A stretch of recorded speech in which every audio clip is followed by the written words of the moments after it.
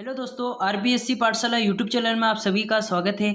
आज की इस वीडियो में कक्षा 10 गणित प्रश्नावली 3.2 का जो प्रश्न संख्या 1 है, इसके पहले भाग को आज की इस वीडियो में हल करेंगे। तो आइए बिना किसी देरी के आज की इस वीडियो को स्टार्ट करते हैं। तो प्रश्न संख्या 1 है कि निम्न समस्याओं में रैखिक समीकरणों के युग्म बनाइए और उनके ग्राफीय विधि से हल ज्ञात कीजिए। तो हमें इस प्रश्न में जो है सबसे पहले तो इसको रैखिक समीकरणों के युग्म में दर्शाना है, उसके बाद इसको ग्राफीय विधि से हल करना है। तो इस प्रश्न का जो पहला भाग है वो क्या है कि कक्षा 10 के 10 विद्यार्थियों ने एक गणित की पहली प्रतियोगिता में भाग लिया। यदि लड़कियों की संख्या लड़कों की संख्या से 4 अधिक हो तो प्रतियोगिता में भाग लिए लड़कों और लड़कियों की संख्या ज्ञात कीजिए। तो देखिए, इसको हम एक डायग्राम की सहायता से समझते हैं। तो हमारे पास कक्षा 10 है, उसमें जो लड़के और लड़कियां, जब हम इन दोनों का कुल योग करते हैं तो हमारे पास 10 विद्यार्थी हमें प्रश्न में दे रखे हैं। तो यहाँ देखिए, प्रश्न में हमें एक शर्त दे रखी है कि जो लड़कियां है वो लड़कों की संख्या से 4 अधिक है। तो जो यहाँ पर देखिए लड़के और यहाँ पर लड़कियां जो कि हमें नहीं दे रखी है, हमें जो है प्रश्न में जो लड़कों और लड़कियों का जो मान है वो नहीं दे रखा है, हमें तो बस इनका जो कुल योग है वो दे रखा है। और ये दे रखा है कि लड़कियां लड़कों की संख्या से 4 अधिक है। तो सबसे पहले हम, चूँकि हमें इस प्रश्न में लड़के और लड़कियों का मान नहीं दे रखा है, तो सबसे पहले हम मानेंगे कि लड़कों की संख्या x तथा लड़कियों की संख्या y। तो इस तरह से इस प्रश्न को हम हल करेंगे। तो चूंकि हमें लड़कों की संख्या और लड़कियों की संख्या नहीं पता है, तो लिखेंगे यहाँ पर माना लड़कों की संख्या, इसे हम मान लेते हैं x। इसी तरह से लिखेंगे माना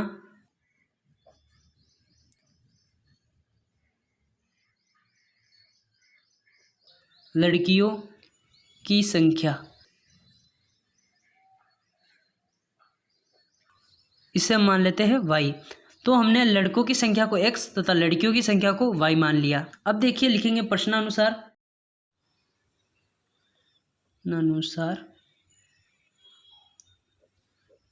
कि जो लड़के हैं और जो लड़कियां हैं उनका कुल योग हमें 10 विद्यार्थी जो है प्रश्न की शुरुआत में दे रखा है। तो देखिए, हमने यहाँ पर समीकरण 1 बना लिया, इसे हम समीकरण नाम 1 दे देंगे, समीकरण 1। अब देखिए, प्रश्न की दूसरी शर्त क्या है, यहाँ लिखेंगे दूसरी शर्त के अनुसार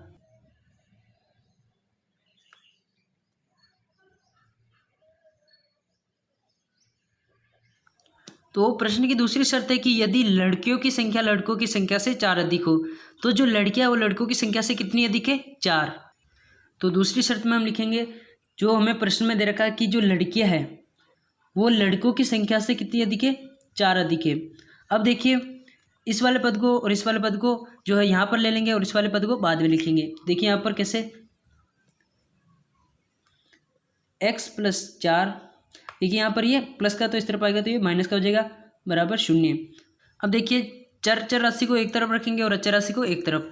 तो देखिए यहाँ पर x एक चर राशि है और यहाँ पर देखिए माइनस y ये भी एक चर राशि है, और जो यहाँ पर देखिए +4 ये अचर राशि है। तो ये जब बराबर के इस तरफ आएगी तो ये माइनस का हो जाएगा, तो यहाँ पर -4 आ जाएगा। तो देखिए एक समीकरण और आ गया, इसे हम नाम दे देखिए समीकरण 2। तो जैसा कि हमें प्रश्न में दिया गया है कि पहले तो इसको रैखिक समीकरणों के युग्म में दर्शाना है, उसके बाद इसको ग्राफीय विधि से भी हल करना है। तो अब हम इसको ग्राफीय विधि से हल करेंगे। तो चूंकि हमें ग्राफीय विधि से हल करना है तो हेडिंग हमने लगा दी है। अब देखिए, लिखेंगे समीकरण 1 से, जो हमारे पास समीकरण 1 था उसके माध्यम से हम x तथा y के कुछ मान निकालेंगे और उनसे कुछ बिंदु का निर्माण करके सारणी बनाएंगे, और उसके बाद हम उस सारणी की सहायता से जो है ग्राफ पेपर पर इस प्रश्न को हल कर सकते हैं। लिखेंगे समीकरण 1 हमारे पास था x + y = 10।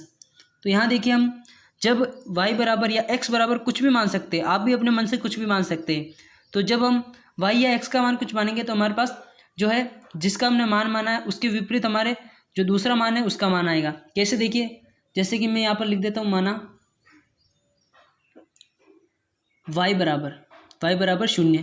तो जहाँ पर भी y है हमें वहाँ पर 0 रखना है। तो देखिए यहाँ पर x प्लस यहाँ पर क्या y है, तो यहाँ पर 0 आ जाएगा, बराबर 10। तो हमारे पास x बराबर आ जाएगा 10। तो एक बिंदु आ गया, इसे हम a नाम दे देंगे। क्या बिंदु आया, जब हमने y बराबर 0 रखा तो हमारे पास x का मान आया 10, एक बिंदु आ गया। इसी तरह से पहला बिंदु हमने जैसे बनाया उसी तरह से एक और बिंदु बनाना है। तो यहाँ लिखेंगे पुनः माना। इस बार हम y बराबर 1 मान लेते हैं, तो लिखेंगे y बराबर 1। तो जहाँ पर y है वहाँ पर हमें 1 रखना है। तो देखिए समीकरण था x प्लस वाई बराबर 10, ये समीकरण था। तो x प्लस वाई के स्थान पर 1 रखना है, तो 1 आ जाएगा और यहाँ से 10। देखिए यहाँ पर x बराबर 10 माइनस 1 आ जाएगा, तो हमारे पास x का मान आ जाएगा बराबर 9। तो एक बिंदु और आ गया, इसे हम b नाम दे देंगे। क्या बिंदु आया? जब हमने y बराबर 1 रखा तो हमारे पास x का मान आया 9। तो 2 बिंदु काफ़ी है एक जो ग्राफ विधि से हल करने के लिए।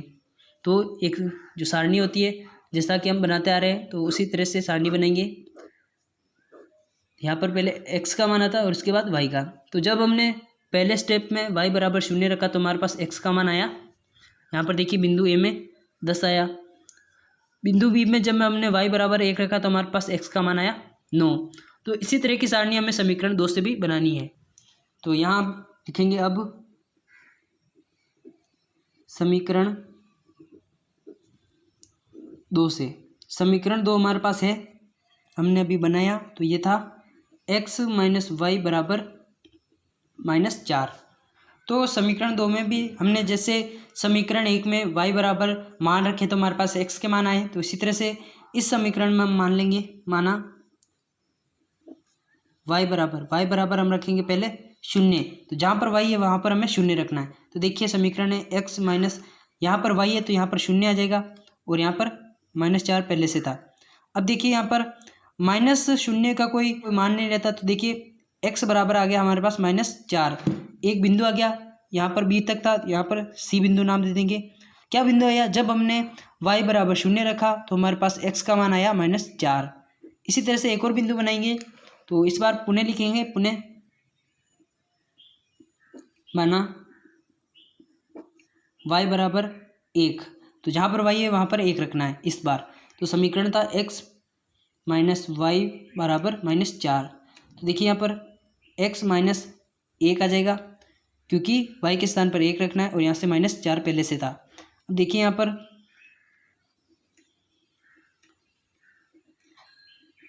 x बराबर -4, ये देखिए -1 है तो इस तरफ आएगा तो ये +1 हो जाएगा। तो देखिए यहाँ पर x का मान हमारे पास आ जाएगा -3, क्योंकि ये वाली संख्या माइनस की और ये वाली प्लस की है, तो माइनस प्लस माइनस होता है और बड़ी संख्या का चिन्ह यहाँ पर ऋणात्मक है, तो यहाँ पर ऋणात्मक 3 आया। तो इस बिंदु को हम डी नाम दे देंगे। क्या बिंदु आया? जब हमने y बराबर 1 रखा तो हमारे पास x का मान आया -3। तो सारणी बनाएंगे जैसा कि हमने समीकरण 1 में बनाई।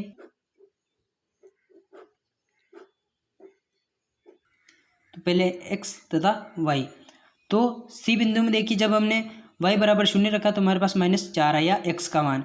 डी बिंदु में जब हमने y बराबर 1 रखा तो हमारे पास x का मान -3 आया। अब देखिए जो हमारे पास समीकरण 1 और समीकरण 2 की जो सारणी है उसी के माध्यम से हम इस प्रश्न को अब ग्राफ पेपर पर हल करेंगे। तो हमने जो है ग्राफ पेपर पर जो है ग्राफ का डायग्राम बना दिया और जो हमने सारणी बनाई थी समीकरण 1 की और समीकरण 2 की उसको मैंने साइड में लिख दिया ताकि हमें इसको हल करते समय कोई दिक्कत ना आए। तो यहाँ देखिए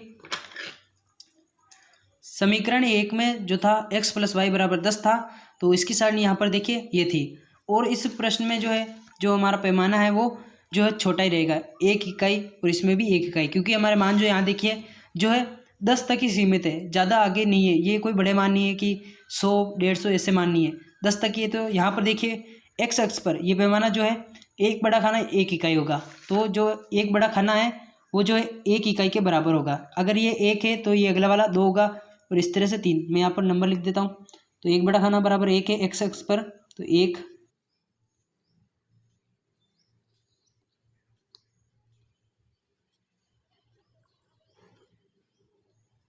तो इसे कहते हैं x अक्ष, यहाँ पर जो धनात्मक होता है x का मान, और इसे कहते हैं y डैश, और यहाँ पर y का जो मान होता है वो ऋणात्मक होता है। तो यहाँ पर -1 -2 और यहाँ पर -3, इस तरह से ये बढ़ता जाएगा, इसे कहते हैं y डैश। यहाँ y का जो मान होता है वो धनात्मक होता है, तो यहाँ पर सबसे पहले आ जाएगा 1, फिर यहाँ पर 2 3, तो इस तरह से ये बढ़ता जाएगा, इसे y।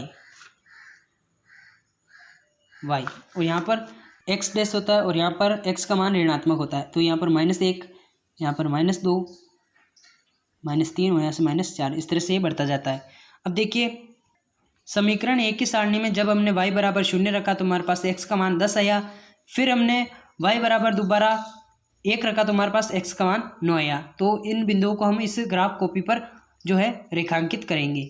तो यहाँ देखिए सारणी में जब हमने y बराबर 0 रखा तो 0 तो यहीं पे होता है मूल बिंदु, तो हमारे पास जो है x का मान आया 10। तो देखिए धनात्मक x का मान इस तरफ होता है, तो यहाँ पर देखिए ये रहा बिंदु, इस बिंदु को हम क्या नाम देंगे a, जैसा कि हमने शुरुआत में दिया था। और बिंदु थे हमारे पास 10,0, एक बिंदु आ गया। इसका दूसरा जो पॉइंट था वो था जब हमने y बराबर 1 रखा तो हमारे पास x का मान आया 9।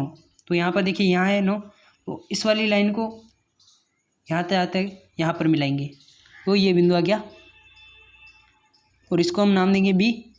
और बिंदु था हमारे पास x बराबर 9 आया जब हमने y बराबर 1 रखा। तो ये जो बिंदु है इनको इनके ऊपर से हमें एक रेखा खींच देनी है स्केल की सहायता से। तो कुछ इस तरह से आपको एक लंबी लाइन ड्रॉ कर देनी है और जो समीकरण था उसका नाम भी यहाँ पर लिख देना है। समीकरण था एक x + y बराबर 10, ये हमारे पास समीकरण था। अब देखिए समीकरण 2 की सारणी थी कि जब हमने y बराबर 0 रखा तो हमारे पास x का मान -4 आया। दोबारा जब हमने y बराबर 1 रखा तो हमारे पास x का मान -3 आया। तो देखिए यहाँ पर 0 यहीं पर होता है मूल बिंदु, इसका जो स्थान कभी बदलता नहीं है। तो जब हमने पहले y बराबर 0 रखा तो हमारे पास x का मान -4 आया। देखिए -4 यहाँ पर होता है, तो ये पहला बिंदु आ गया, इसे हम नाम दे देंगे C बिंदु। तो -4 आया जब हमने y बराबर 0 रखा। एक बिंदु और है, 1 रखा तो हमारे पास -3 आया। तो यहाँ देखिए y बराबर 1 यहाँ पर होता है, तो हमारे पास x का मान -3 आया। तो यहाँ पर ये बिंदु आ गया, तो इसे हम नाम दे देंगे D। क्या बिंदु था जब हमने y बराबर 1 रखा तो हमारे पास x का मान -3 आया। तो इसको भी मिलाते हुए एक इसके ऊपर से रेखा खींच देनी है।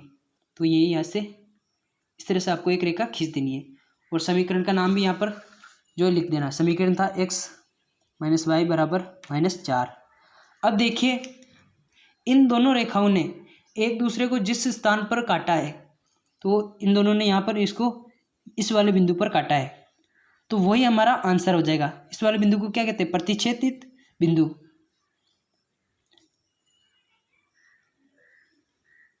प्रतिच्छेदित बिंदु कहते हैं इसको। तो इसने जिस स्थान पर एक दूसरे को काटा वही हमारा आंसर हो जाएगा। तो यहाँ देखिए ये वाला x का पद होता है, तो यहाँ पर देखिए x का मान यहाँ पर देखिए 3 है, तो यहाँ लिखेंगे x बराबर 3 और y बराबर y देखिए यहाँ पर कितना है, ये वाली लाइन देखिए y बराबर हमारे पास है 7, तो y बराबर 7। तो देखिए शुरुआत में हमने जो लड़कों की संख्या को x माना था, तो हमारे पास लड़कों की संख्या 3 आ गई। तो यहाँ लिखेंगे x बराबर 3 लड़कों की संख्या,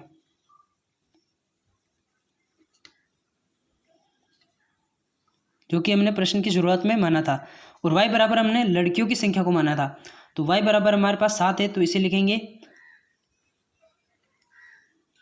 लड़कियों की संख्या।